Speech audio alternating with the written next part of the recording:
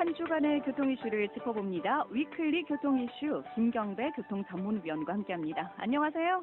네, 안녕하십니까. 네, 오늘은 어떤 소식 전해주실 건가요? 전남 광주 지역 교통사고가 줄면서 어린이 보호구역 사망사고도 0건이 됐는데요. 네. 스웨덴은 과속을 하게 되면 내려앉는 도로, 액티범프를 설치 운영하고 있다고 합니다. 그리고 6월부터는 단속된 음주운전 공무원의 월급이 깎이고요. 사망사고의 경우는 퇴실되는 소식을 준비했습니다. 네, 구체적으로 좀 살펴볼 텐데요. 네. 지난해 자료에 따르면요, 전국 교통사고가 도시부에서 집중적으로 일어났다고 해서 네. 이 고령 노약자 그리고 어린이를 걱정을 했는데 달라진 건가요?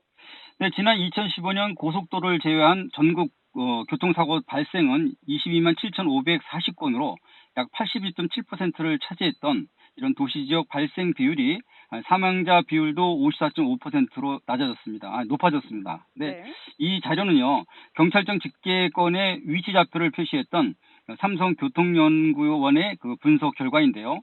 특히 그 노인 운전자의 교통사고가 78% 정도가 됐고요. 또 사망자가 39.9%가 발생됐다는 점에 더해서 전국 야간 교통사고가 85.8%로 이렇게 집중된다고 했습니다. 네. 당시 차량과 보행이 집중되는 혼잡을 비롯해서 교차 구간까지 많아서 보행자와 운전자 모두의 집중력이 필요하다 이런 지적도 했었죠. 근데 어린이 고령 보행자 안전이 걱정인데도요. 네. 2018년도였죠. 서울 네. 교통사고 사망자가 줄어들었고 네. 광주에서는 보호구역 사망이 한 건도 발생하지 않았다 이런 말씀인가요?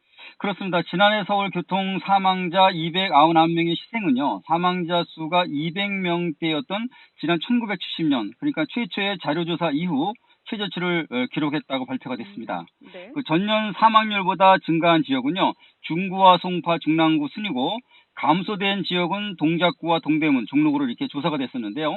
만 65세 이상 사망자 수 119명이 40%를 차지했지만 서울경찰청의 교통안전시설물 확대 설치와 또 단속의 강화 그리고 안전교육에 힘입어서 2014년 400명대에서 매년 낮아지고 있다 이런 발표를 했습니다.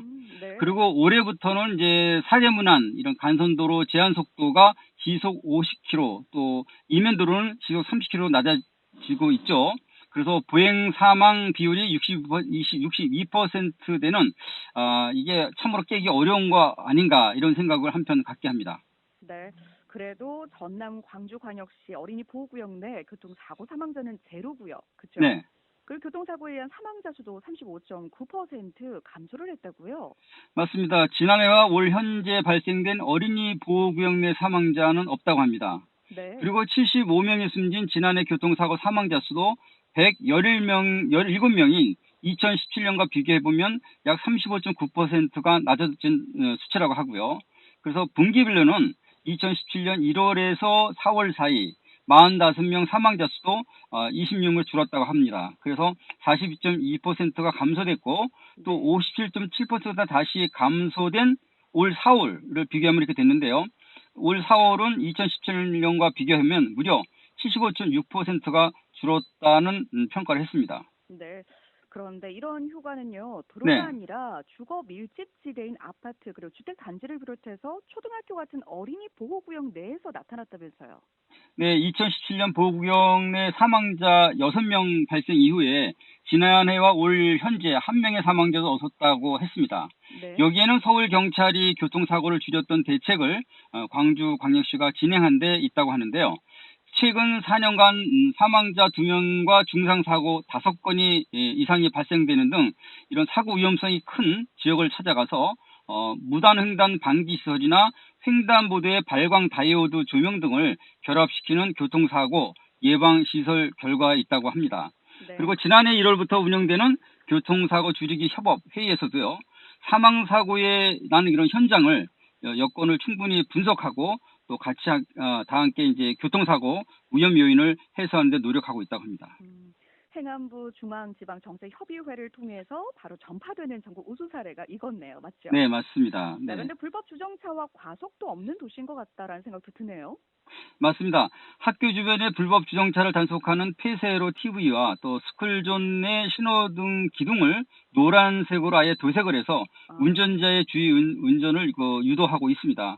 네. 그리고 사고를 줄이는 시설물들을 광주형 스쿨존 표준 모델로 삼아서 관내 전체 초등학교로 확대하는 한편 계절과 연령별 사고 유형을 분석한 맞춤형 전략과 대책도 병행 추진하고 있다고 하는데요.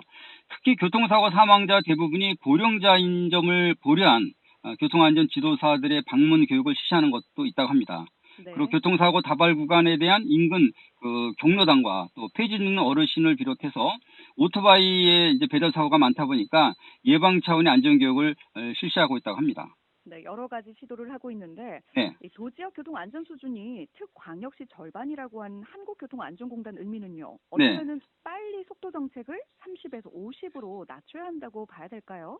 예, 지당하신 말씀입니다. 한마디로 한국교통안전공단은 이 제도를 펼치는 일종의 전령사 역할을 하고 있습니다. 그렇죠. 예, 그리고 지자체별 교통안전도 분석 결과에 발표해서 울산은 16%, 인천은 6%, 대전 3%에서 증가된 부분을 매우 크게 강조를 했습니다. 네. 하지만 과속을 하게 되면요, 노면이 내려앉는 스웨덴을 본다면 아무리 강조해도 순색 없는 지적이 바로 과속이 아닌가 싶습니다. 네. 우리 3050 정책은요, 유엔 기구 지적에서 시작됐지만은 선진국도 차보다 사람이 우선인 생명 운전 참여를 위한 속도와의 전쟁 중에 있다고 볼 수 있겠습니다.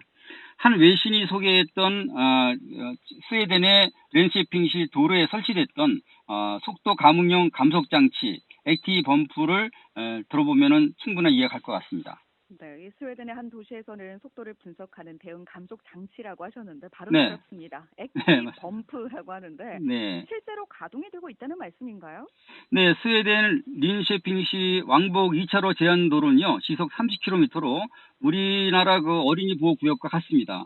네. 이유는요, 주변 학교와 유치원 때문에 통과 속도를 낮춘 건데요. 그런데 최고 주행 속도를 넘긴 버스가 들어서자 노면이 10cm 정도 낮아져서 감수할 수밖에 없는 상황을 만들었다고 합니다. 네. 스스로 땅속으로 내려앉는 액티브 범프는요, 2016년 개발된 일종의 내려가는 과속 방지턱이라고 볼 수 있겠습니다. 규정 속도에는 평평한 상태를 유지하다가 과속한 차량에는 진동과 충격을 주는 속도를 줄이게 하는 내려앉는 기술이라고 할 수 있겠습니다. 네. 이게 과속 방지턱이 저희는 올라와 있는데 이건 지금 내려가 있다는 말씀이시죠? 네, 평상시에는 평평하다가 내려가는 거죠. 독특하네요. 네. 저희도 한번 도입을 해봤으면 좋겠다라는 바람도 가져보도록 하겠습니다. 네. 저희 오늘 음주운전 관련해서는 다음 시간에 함께 나누시죠. 네, 알겠습니다. 네, 고맙습니다. 네, 고맙습니다. 네, 지금까지 김경배 교통전문위. 여보세요? 네네. 아, 고생하셨고요. 이게 네네. 평소보다는 핸드폰 연결하니까 소리가 좀 안 좋긴 안 좋네요.